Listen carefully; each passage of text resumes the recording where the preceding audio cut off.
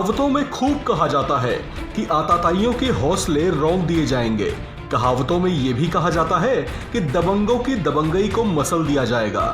कहावतों में यह भी कहा जाता है कि लूट की ईंटों से बनी इमारत बहुत दिन तक खड़ी नहीं रहती। लेकिन लगता है कि देश की पॉलिटिक्स ने हिंदी की कहावतों का भाव नहीं समझा और ताव में आकर उसे प्रैक्टिकल कर दिखाया।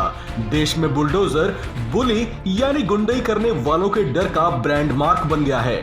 अब तो लोग दूर से ही किसी आशियाने पर पंजा मारते बुलडोजर को देखकर समझ जाते हैं कि जरूर इस कबाड़ खाने में तब्दील होती इस इमारत का सरदार किसी गलत काम में शामिल रहा होगा।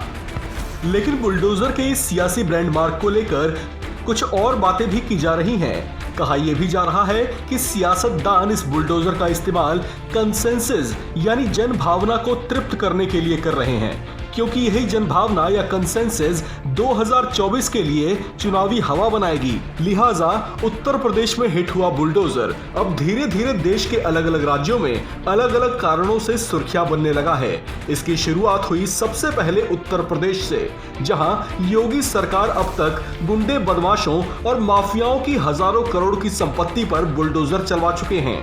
उनकी काली कमाई से खड़ी इमारतों को नेस्तनाबूद कर योगी शासन ने यह संदेश दिया कि उत्तर प्रदेश में ऐसे काले कारोबारियों के आशियाने आबाद नहीं रह सकते। उत्तर प्रदेश में हिट हुआ बुलडोजर ब्रांड गुजरात में पहुंचा तो वहां भी खूब सुर्खियों में छाया। रामनवमी के दिन गुजरात के आनंद नगर और हिम्मत नगर में हिंसा करने वालों और दंगाइयों की पहचान कर भूपेंद्र भाई पटेल सरकार ने आरोपियों के अवैध संपत्तियों पर बुलडोजर चलवा दिया। उधर हरियाणा के सिरसा में भी कुछ ऐसा ही देखा गया, जहां खट्टर सरकार ने सिरसा की 2 अवैध कॉलोनियों पर बुलडोजर चलवा दिया। बात मध्य प्रदेश की करें तो यहां भी 2 साल के भीतर ही बदमाशों और माफियाओं से 15,000 एकड़ के आसपास भूमि को मुक्त कराया गया है। यहां भी बदमाशों के आशियानों और ठिकानों पर बुलडोजर चलवाकर 188 माफियाओं पर रासुका लगाई गई। असम में हेमंत बिस्वा शर्मा ने जब्त की गई ड्रग्स को सड़क पर रखवाकर खुद उस पर रोड रोलर चलवाकर उसे नष्ट किया। महाराष्ट्र में अभिनेत्री कंगना रनौत सियासी तौर से मुखर हुई तो वहां उनकी अवैध कंस्ट्रक्शन पर बुलडोजर चला। अब ताजा उदाहरण दिल्ली की जहांगीरपुरी से है। यहाँ भी बुलडोजर का एक्शन दिखा।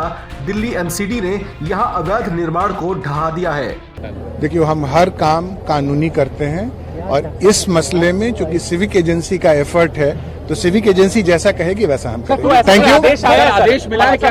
आदेश अभी हम लोग यहाँ पर मौजूद हैं। We are in the midst of the process. Let the civic agency take a decision. We are here to provide support and protection to civic agency. Police protection की हेल्प होती है, कानून व्यवस्था बनाए रखने की मांगी जाती है, वो हम कर रहे हैं। हमारा फोकस्ड और लिमिटेड रोल है, वो हम अदा कर रहे हैं। गौरतलब है कि दिल्ली का जहांगीरपुरी वही इलाका है जो अभी हाल ही में दंगों की वजह से सुर्खियों में आया था। यहाँ हनुमान जयंती के दिन शोभा यात्रा पर पथराव किया गया था, जबकि उसी दौरान हुई गोलीबारी में पुलिस का एक जवान भी जख्मी हुआ था।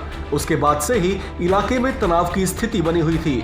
इस इलाके में पुलिस ने कई आरोपियों को गिरफ्त में लिया है। उस घटना के बाद अब जहांगीरपुरी फिर से सुर्खियों में है, लेकिन इस बार बुलडोजर से अतिक्रमण हटाने को लेकर। इस खबर में फिलहाल इतना ही। बाकी खबरों के लिए बने रहिए वन इंडिया हिंदी के साथ।